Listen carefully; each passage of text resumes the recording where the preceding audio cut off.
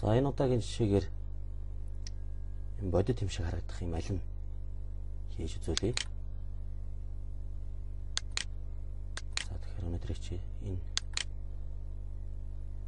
за тэгэхээр ийм элемент хийх болно. За хэргийн тухай үзье. За файл нэ.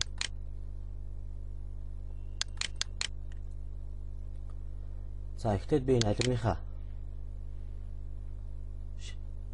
объектыг хийсэн байгаа. За яаж хийсэн гэхээр эхлээд за үзүүлье.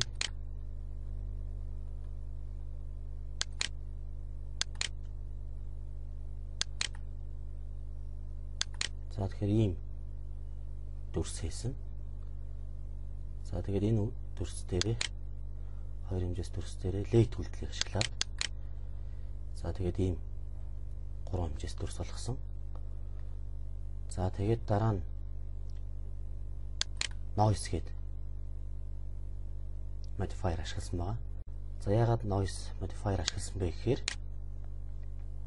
яг бодит алим бол хизээч одоо ийм тэгш хэлбэртэй зөв одоо symmetric хэлбэртэй бол байдаггүй.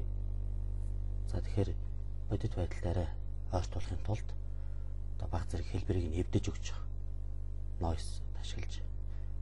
За тэгэхээр энэ noise modifier ашиглаад за тэгээд хүчийг нь 3 тэглэлийн дагуу ийм хүч олгож өгснөөр одоо та нарын гадна талын хүрээгийг нь харж байгаа боксыг. Тэгэхээр ийм байдлаар алим маань баг зэрэг эвдэрсэн байгаа. За ингээд үндсэндээ объектоо бэлэн болгоод авчлаа.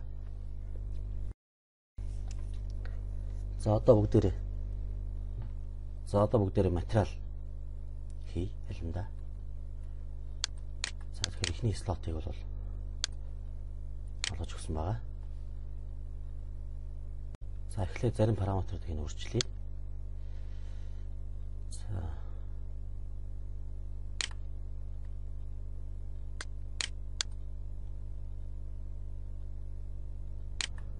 За нэг юмрхүү.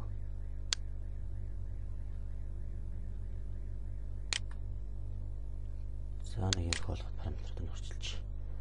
За одоо diffuse map-ыг сонгож өгнө.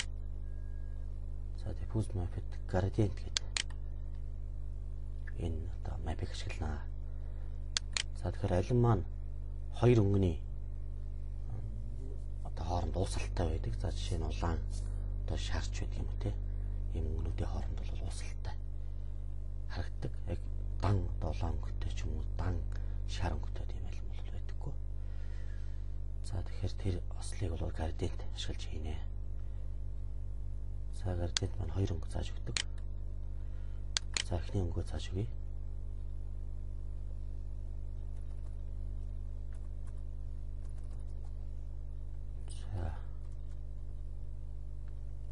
За ийм өнгө заагаад өгчээ. Улаан өнгө. За дараагийн өнгө болохоор ногоон өнгө зааж өгье.